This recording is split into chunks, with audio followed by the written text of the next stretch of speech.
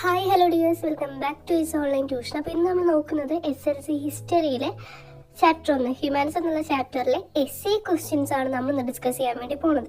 അപ്പോൾ ഇതുപോലെ നിങ്ങൾക്ക് ജോഗ്രഫിയിലും വേണമെന്നുണ്ടെങ്കിൽ എന്ത് ചെയ്യുക, ഈ വീഡിയോ മാക്സിമം ഷെയർ ചെയ്യുക. അതുപോലെ ഈ വീഡിയോക്ക് ഒരു 25 ലൈക്സ് എത്തിക്കുക. ഓക്കെ, അപ്പോൾ എന്തെങ്കിലും സജഷൻസ് ഉണ്ടെന്നുണ്ടെങ്കിൽ കമൻറ്റ് ബോക്സിൽ അറിയിക്കുക. കൂടുതൽ ഇതുപോലുള്ള വീഡിയോസിനായി ചാനൽ സബ്സ്ക്രൈബ് ചെയ്ത് സപ്പോർട്ട് ചെയ്യാം. ഓക്കെ, അപ്പോൾ നമ്മുടെ ക്വസ്റ്റ്യനിൽ എന്താ പറയുന്നത്? Explain the transition from the Gothic to Renaissance architectural styles, highlighting key figures, features and influences as mentioned in the text. നമ്മുടെ ടെസ്റ്റ് പറഞ്ഞ പോലെ തന്നെ ഗോതിക് സ്റ്റൈലിൽ നിന്നും പെട്ടെന്ന് റെനൈസൻസ് ആർക്കിടെക്ചർ സ്റ്റൈലിലേക്ക് മാറിയ ആ ഒരു ട്രാൻസിഷനെ നമ്മൾ എക്സ്പ്ലെയിൻ ചെയ്ത് പറയാനാണ് പറഞ്ഞിട്ടുള്ളത്.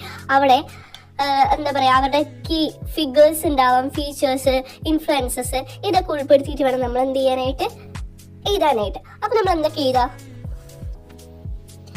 The text describes a distinct transition in architecture during the Renaissance. Renaissance കാലഘട്ടത്തിൽ നമ്മുടെ ടെസ്റ്റ് എന്ത് ഡിസ്ക്രൈബ് ചെയ്ത് തരുന്നുണ്ട്? വളരെയധികം വലിയൊരു ട്രാൻസിഷൻ തന്നെ നമുക്ക് മനസ്സിലാക്കി തരുന്നുണ്ട്.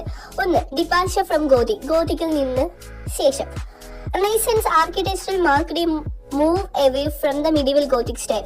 അപ്പോൾ റിനൈസൻസ് ആർക്കിടെക്ചർ സ്റ്റൈൽ വന്നതോടുകൂടി നമ്മുടെ ഗോതിക് സ്റ്റൈൽ പെട്ടെന്ന് മാഞ്ഞു പോകുന്നതായി നമുക്ക് കാണാൻ സാധിച്ചു. Gothic originating in France. Gothic style എവിടെയാണ് ഒറിജിനേറ്റ് ചെയ്തിട്ടുള്ളത്? ഫ്രാൻസിലാണ്. Was characterised by features like lofty towers and pointed arches. അപ്പോൾ ഗോതിക് സ്റ്റൈൽ എന്താണ് പറയുന്നത്? മെയിൻ അവരുടെ ഫീച്ചേഴ്സ് എന്താണെന്ന് പറഞ്ഞു കഴിഞ്ഞാൽ ലോഫ്റ്റി ആയിട്ടുള്ള ടവേഴ്സ്, അതേപോലെ പോയിന്റഡ് ആയിട്ടുള്ള ആർച്ചസ് ആയിരുന്നു അവരുടെ ഫീച്ചേഴ്സ് എന്ന് പറയുന്നത്. ഇനി influence of classical antiquity. The new style, ഇതെന്താണ്? പുതിയ സ്റ്റൈലാണ് അല്ലെ.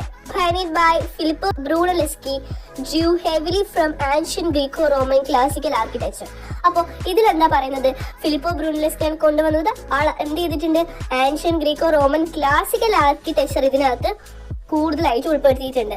This influence was evident in structures like Florence cathedral. അപ്പോൾ ഇത് എവിഡന്റ് ആണ്. ഏതൊക്കെ സ്ട്രക്ചർ? ഫ്ലോറൻസിലുള്ള കത്തീഡ്രലിനൊക്കെ ഇതെന്താണ്, അതായത് ഗ്രീക്കോ റോമൻ ക്ലാസിക്കൽ ആർക്കിടെക്ചറിന്റെ എന്താണ്, എവിഡൻസ് ആണ്. Okay, key feature change. A major visual differences was replacement of tall Gothic tower with large rounded domes, Duomo, exemplified by a Brunelleschi work in Florence. ഇവിടെ key feature change എന്താണ് പറയുന്നത്? നമുക്ക് major ആയിട്ടുള്ള visual difference തന്നെയാണ് ഉണ്ടായിരുന്നത്. കാരണം Gothic style എന്ന് പറഞ്ഞാൽ നമ്മൾ പറഞ്ഞു ടോൾ ടവേഴ്സ് വിത്ത് ആർച്ചസ് എന്നായിരുന്നു അല്ലെ. അതിൽ നിന്നും വളരെയധികം റൗണ്ടഡ് ആയിട്ടുള്ള ഡോംസ് ആയി മാറി വളരെയധികം ഡിഫറൻസ് ഉണ്ടെന്ന് നമുക്ക് മനസ്സിലാക്കാൻ വേണ്ടി സാധിച്ചു. പിന്നെ എന്തുണ്ട്? Prominent figures and buildings. കുറച്ചധികം ഫിഗേഴ്സും ബിൽഡിങ്സും. Brunelleschi initiated this shift. Later figures like Michelangelo and Bramante continued and solidified this style. ഇതിനുശേഷം ബ്രൂണലെസ്കി ഒരു സംഭവം കൊണ്ടുവന്നു. അതിനുശേഷം മൈക്കലാഞ്ചലോയുടെ ഫിഗേഴ്സും അതുപോലെ ബ്രമാൻറ്റിയും ഈ ഒരു സ്റ്റൈലിന് എന്ത് ചെയ്തു? സോളിഡിഫൈ ചെയ്തു. As seen in their supervision of the construction of St. Peter's Basilica, where the classical influence is described as even more evident. അപ്പോൾ ഇതുമായി റിലേറ്റഡ് ആയിട്ട് അവരെന്ത് കൺസ്ട്രക്ട് ചെയ്തു? സെന്റ് പീറ്റേഴ്സ് ബാസിലിക്ക അവരെന്ത് ചെയ്തു? കൺസ്ട്രക്ട് ചെയ്തു. ഇതുമായി കൂടുതൽ എവിഡന്റ് ആണെന്ന് നമുക്ക് ഡിസ്ക്രൈബ് ചെയ്ത് തരുന്നുണ്ട്. This transition represented a conscious revival of classical forms and principles, replacing their vertically and pointed element of the Gothic with the balanced proportions and rounded forms like domes inspired by an ancient Greece and Rome. ഇവിടെ എന്താ പറഞ്ഞത്? ഈ ഒരു classical influence പിന്നെ വളരെയധികം കൂടുതലായി വന്നു വേണ്ടി തുടങ്ങിയില്ലേ. അപ്പോൾ അവരുടേതായിട്ടുള്ള ഈ ഒരു ട്രാൻസിഷൻ, അതായത് അവരുടേതായിട്ടുള്ള റിപ്ലേസിങ്, വെർട്ടിക്കലി നല്ല ഉയരത്തിലുണ്ടായിരുന്ന നമ്മൾ പോയിന്റ് ആർച്ചസ് എന്ന് പറഞ്ഞ ആ സാധനത്തിന് മാറ്റിയിട്ട് അവര് പോയിന്റഡ് എലമെന്റ് ഉണ്ട്, ബട്ട് അതൊക്കെ എന്ത് ചെയ്ത് കുറച്ചൊന്ന് ബാലൻസ് ചെയ്ത് റൗണ്ട് ഫോം ആയിട്ട് പിന്നെ അവർ കൺവേർട്ടഡ് ആക്കി. Okay, like domes. അപ്പോൾ ഇതെന്തിന് ഇൻസ്പയർഡ് ആക്കി? ആൻഷ്യൻ ഗ്രീസ് ആൻഡ് റോമിനെ ഇത് നല്ലപോലെ ഇൻസ്പയർഡ് ആക്കി. ഓക്കെ, ഇതാണ് നമ്മുടെ first question. Humanistic ideals were reflected profoundly in Renaissance paintings. Justify this statement by explaining characteristics of Renaissance painting and mentioning relevant artistics. ഇവിടെ humanistic ideals were reflected profoundly in Renaissance painting. അതായത് renaissance പെയിന്റിങ്ങിന് ആ ഒരു കാലഘട്ടത്തിൽ എത്താൻ നേരത്ത് അവർ വളരെയധികം naturally ആണ് നമ്മളുടെ മനുഷ്യരെ വരച്ചുകൊണ്ടത്. മുന്നേ എങ്ങനെയായിരുന്നു? ജസ്റ്റ് ജസ്റ്റ് ഇങ്ങനെ വരയ്ക്കുക. ഇപ്പോൾ ദൈവമാണെന്നുണ്ടെങ്കിൽ ബാക്കിൽ ഒരു ചൈതന്യം നമ്മളിങ്ങനെ വരച്ച് വെക്കുക. പിന്നീട് കുറച്ചധികം നാച്ചുറൽ ഫീച്ചേഴ്സ് ഉൾപ്പെടുത്തിയിട്ട് നല്ലപോലെ കളേഴ്സൊക്കെ നല്ല വൃത്തിയുള്ള കളേഴ്സൊക്കെ യൂസ് ചെയ്ത് അവർ നാച്ചുറലി പെയിന്റ് ചെയ്തു അല്ലേ. അപ്പോൾ ഈ ഒരു സ്റ്റേറ്റ്മെന്റിനെ നമ്മൾ അവരുടേതായിട്ടുള്ള ക്യാരക്ടറിസ്റ്റിക്സ് ഉൾപ്പെടുത്തിയിട്ട് അവരുടെ റിലവൻ്റ് ആയിട്ടുള്ള ആർട്ടിസ്റ്റിക്സിനെയും കൂടി മെൻഷൻ ചെയ്ത് നമ്മൾ എന്ത് ചെയ്യണം, പറയണം. Okay, the statement is well supported by the characteristics of the Renaissance painting described. അല്ലേ, വളരെയധികം നമ്മൾ വെൽ സപ്പോർട്ടഡ് ആണ്. ഫോക്കസ് ഓൺ ഹ്യൂമാനിറ്റി, ഞാൻ പറഞ്ഞ പോലെ കൂടുതലായിട്ടും അവരുടെ ഹ്യൂമൻസിനെ ഫോക്കസ് ചെയ്ത് ഫോക്കസ്ഡ് ഓൺ ഹ്യൂമൻസിനെ നല്ലപോലെ മനസ്സിലാക്കി അവരുടെ ഓരോ ഫീച്ചേഴ്സും അതിൽ ഉൾപ്പെടുത്തിയിട്ടാണ് അത് വരച്ചിട്ടുള്ളത് അല്ലേ. A central trend of humanism was the focus on human beings. Renaissance painting shifted from the medieval spiritual emphasis to depicting beauty, accuracy and naturalness of human form. പറഞ്ഞ കാര്യം തന്നെയാണ്. നമ്മുടെ ഹ്യൂമൻസിനെയൊക്കെ ഒരു നല്ലപോലെ ഒരു സ്റ്റഡി ചെയ്ത് മനസ്സിലാക്കിയതിന് ശേഷം നമുക്ക് ഓരോരുത്തർക്കും ഓരോ ബോഡി കളേഴ്സാണ്, ഓരോ ഫീച്ചേഴ്സാണ്. അപ്പോൾ അതെല്ലാം മനസ്സിലാക്കിക്കൊണ്ട് അവരെന്ത് ചെയ്തിട്ടുണ്ട്, അവരുടേതായിട്ടുള്ള accuracy and naturalness of human form, ഓരോ ഹ്യൂമൻ്റെയും നാച്ചുറാലിറ്റി ഉപയോഗിച്ചാണ് അവർ എന്ത് ചെയ്തിട്ടുള്ളത്, വരച്ചിട്ടുള്ളത്. നോളജ് ഓഫ് അനാറ്റോമി, ഒരു ഹ്യൂമൻ ബോഡിയുടെ knowledge was employed for realism. അവിടെ എന്ത് വന്നു, റിയലിസം വന്നു. റിയലിസം പറഞ്ഞു കഴിഞ്ഞാൽ നമുക്ക് റിയൽ ആയിട്ട് നമുക്ക് തോന്നി, അത്രയൊക്കെ. Emphasis on worldly life and emotion, ഇവിടെ എന്താണ്, painters emphasize rationalism and human emotions, attributing significance to worldly values.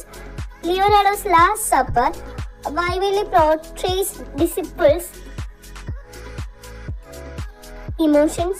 Mosaico depicted scenes from everyday life. World ലൈഫിനും ഇമോഷൻസിനും അവർ ഇമ്പോർട്ടൻസ് കൊടുത്തു എന്ന് പറഞ്ഞാൽ അതും അവർ മനസ്സിലാക്കിക്കൊണ്ടാണ് അവർ എന്ത് ചെയ്തിട്ടുള്ളത്, ഓരോ ലാസ്റ്റ് സപ്പർ ആയാലും അതേപോലെ മൊസായിക്കോയുടെ സീൻസ് ആയാലും എവരുടെ ലൈഫായിട്ടുമാണല്ലോ അവർ പോർട്രേസ് ചെയ്തിട്ടുള്ളത്. അപ്പോൾ എല്ലാം തന്നെ എന്തിനെ ഉൾപ്പെടുത്തിയിട്ട് അവർക്കുള്ള വേൾഡ് ലൈഫിനും ഇമോഷൻസിനും ഉൾപ്പെടുത്തി അവർ ചെയ്തിട്ടുണ്ട്. Realism and precision, influenced by humanism's focused on observation and natural world, artwork became increasingly precise and realistic, moving away from styles to medieval representations. Realism and precision എന്ന് പറഞ്ഞാൽ പിന്നീട് പണ്ടത്തെ പോലെയല്ല, അതിനെക്കാട്ടിയും കൂടുതൽ നമുക്ക് റിയലിസ്റ്റിക് ആയി തോന്നി. അങ്ങനെ എന്താ പറയുക, പെയിന്റിങ്സ് ആയാലും എന്തിനായാലും അവിടെയുള്ള ഹ്യൂമൻസ് പിന്നീട് അതിനും വേണ്ടി ഇമ്പോർട്ടൻസ് കൊടുക്കാൻ വേണ്ടി അവർ തുടങ്ങി. അതായത് റിയലിസ്റ്റിക് ആയിട്ടുള്ള കാര്യങ്ങൾ അവർ ചെയ്യാനായിട്ട് തുടങ്ങി. ഇൻഡിവിജ്വലിസം, അത് പറഞ്ഞു കഴിഞ്ഞാൽ life of portraits reflected the humans interest in the individual. The Mona Lisa is famed for its focus on individual expression അല്ലേ. ഇൻഡിവിജ്വലിസം എന്ന് പറയുന്നത് നമ്മുടെ മോണാലിസ കണ്ടല്ലോ, അതിലെന്താണ് famed for its focus on individual expression. ഒരു ഇൻഡിവിജ്വൽ എക്സ്പ്രഷനെ ഫോക്കസ് ചെയ്തുകൊണ്ടാണ് എന്ത് വരച്ചിട്ടുള്ളത്, മൊണാലിസ വരച്ചിട്ടുള്ളത്. അതേപോലെ human potential, artist like Leonardo versatile genius, Michelangelo emotional artist, embodied an humanist ideal of human capability. Raphael depicted human dignity and wisdom. Artist like Leonardo ഡാവിഞ്ചിനെ നമ്മൾ versatile genius എന്നും മൈക്കലാഞ്ചലോനെ നമ്മൾ ഇമോഷണൽ ആർട്ടിസ്റ്റ് എന്നും, embodied the humanist ideal of human capabilities. അവരെന്തിനാണ് human ക്യാപ്പബിലിറ്റീസിനെ പഠിച്ചുകൊണ്ട് അവരതിനു വേണ്ടി വർക്ക് ചെയ്തു. പിന്നെ റാഫേൽ എന്താണ്, ഡിഗ്നിറ്റി ആൻഡ് വിസ്ഡത്തിനാണ് കൊടുത്തിട്ടുള്ളത്. These elements clearly demonstrate how painting became a medium for exploring and celebrating human form. പിന്നീട് നമ്മൾ പറഞ്ഞല്ലോ ഈ ഒരു എലമെന്റ് ക്ലിയർലി ഡെമോൺസ്ട്രേറ്റ് ചെയ്തു എന്ത്, how painting became a medium for exploring and celebrating human form.